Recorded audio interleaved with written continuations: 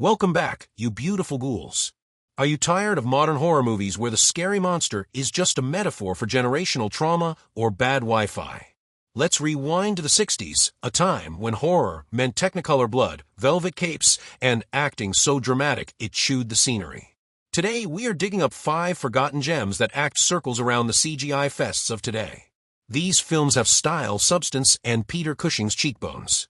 Before we summon the spirits, please gently tap that like button, leave a spooky comment, and subscribe. It helps keep the demons at bay, or at least pays for their kibble. Christopher Lee finally takes a break from being Dracula to play the good guy, but he is still incredibly intense about it. He discovers his friend has joined a satanic cult, which is honestly just a terrible social club with worse robes. The Duke must use white magic to save the day, leading to a psychedelic showdown involving giant spiders and the Angel of Death. It is basically a magical intervention for a friend who made questionable life choices. Expect car chases involving spells and Satan himself showing up to crash the party. It is Hammer horror at its absolute peak. The goat of Mentis. The devil himself.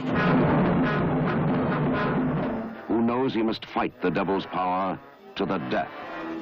Don't look at the eyes, Rex! For Tanith is now promise to the devil. Listen carefully to what I say. Your will is leaving you, slipping away. The Devil Rides Out. From bestseller author Dennis Wheatley's famous novel fills the screen with a special kind of visual terror. On your feet quickly! Back to back, join hands! You will feel his evil.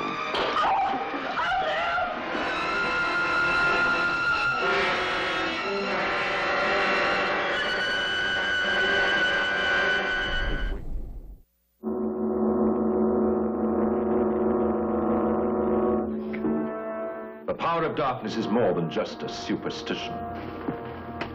It is a living force which can be tapped at any given moment of the night.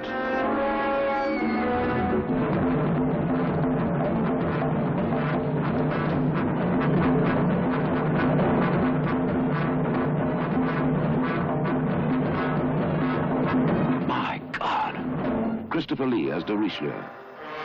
My God. Eyes, once filled with love, are consumed with fear. This is Makata, the devil's chief disciple. You will hear his evil. You will see his evil.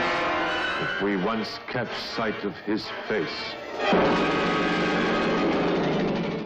Boris Karloff plays a retired hypnotist who invents a machine to control minds because Sudoku was not invented yet. He and his wife take over the brain of a groovy young man to experience the thrills of youth again. At first, it is just swimming and dancing, but soon the wife gets addicted to the adrenaline and starts forcing the poor guy to commit crimes. It is a cautionary tale about why you should never trust elderly people with high-tech headgear. It is a swinging London nightmare where the generation gap becomes a literal battle for control of your body.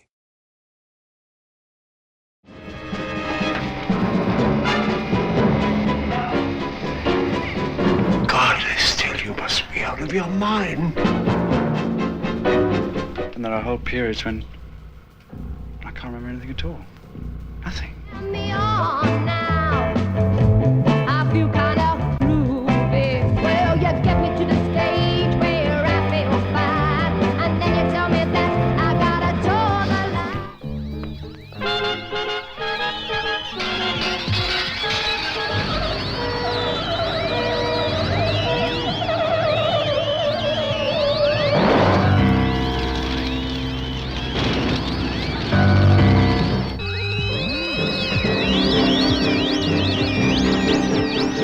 From now on, we are going to control your mind. From time to time, we'll put thoughts into your head, and you will obey those thoughts.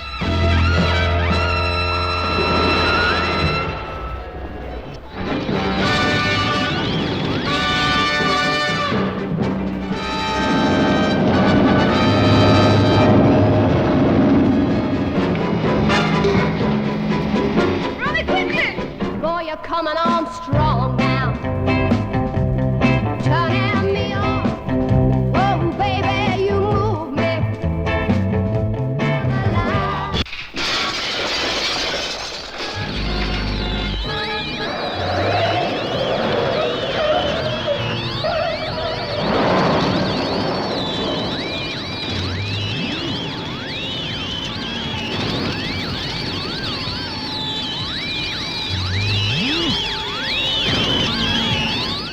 5 strangers board a train and meet the mysterious Dr. Terror, played by the legendary Peter Cushing. He pulls out a deck of tarot cards and proceeds to spoil the ending of everyone's lives. This anthology film features everything you could want: a werewolf, a killer vine that is smarter than it looks, voodoo jazz music, and a disembodied hand that refuses to quit. Is the ultimate bad trip on public transport. By the time they reach the station, nobody is happy, but the audience is thrilled. Remember, never let a stranger read your fortune on a commute. Dr. Terror's House of Horrors. Horrors the screen has never before dared to depict. The terrifying horror of man-killing vine with a human brain that creeps and kills. The terrifying horror of a dreaded man called Dr. Terror who, with his deck of mystic cards, could foretell destiny. Vincent Price plays an alcoholic undertaker who is terrible at business, but great at sarcasm. To pay the rent, he decides to create his own customers by killing wealthy locals. He is joined by Peter Lorre, his reluctant assistant, and Boris Karloff, his senile father-in-law. It is a black comedy dream team where the murders go hilariously wrong at every turn. Basil Rathbone shows up as a landlord who refuses to die, quoting Shakespeare while dodging poison. It is slapstick with corpses, proving that running a funeral parlor is a cutthroat industry where the customer is always right, eventually. Rhubarb, the cat in the house of unholy horror.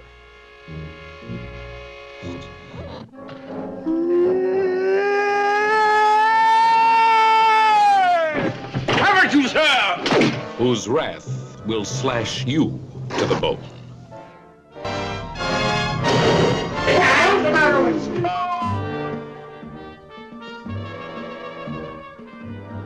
You're here because you're dead, Mr. Black.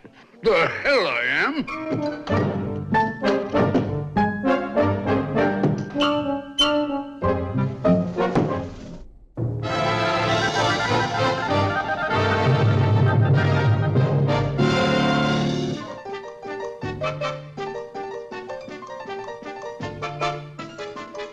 Peter Lorre, too sensitive for both the life he lives and the lives he takes.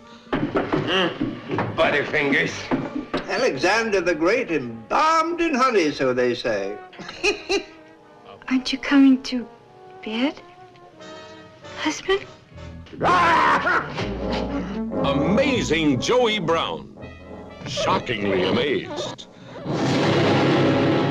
And inimitable Basil Rathbone, a mad killer, like the angel of death, stalks his next victim.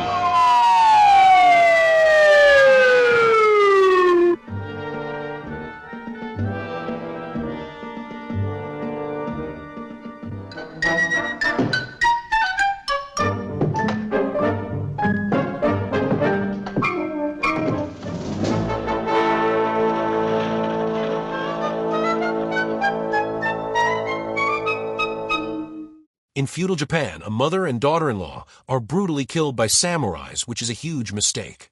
They return as vengeful spirits who made a pact with dark deities to drink the blood of samurais. These ghosts are cat-like, elegant, and absolutely terrifying. A war hero is sent to destroy them, only to realize they are his own missing family. It is a heartbreaking, atmospheric ghost story that is visually stunning and deeply sad. Forget jump scares. This movie haunts you with floating spirits and heavy emotional baggage. It is poetic, beautiful, and will make you terrified of stray cats. 胸も足もみんなシゲと同じだ。お前はシゲだ。俺の嫁のシゲだ。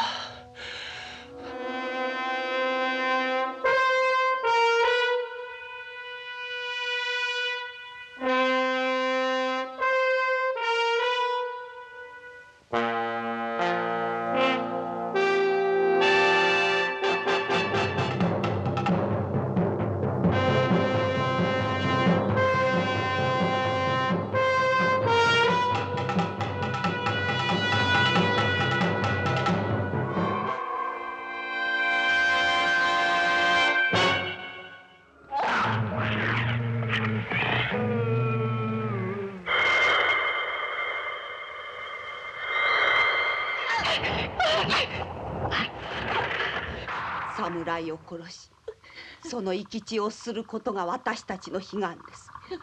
あれが侍でなかったらの。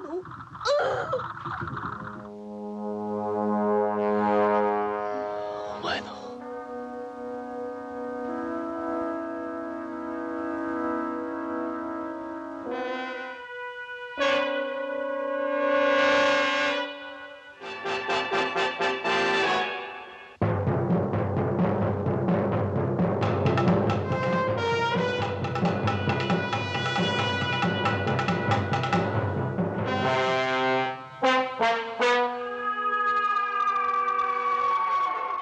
And there you have it, 5 60s masterpieces that prove you don't need a massive budget to scare the popcorn out of someone's hands.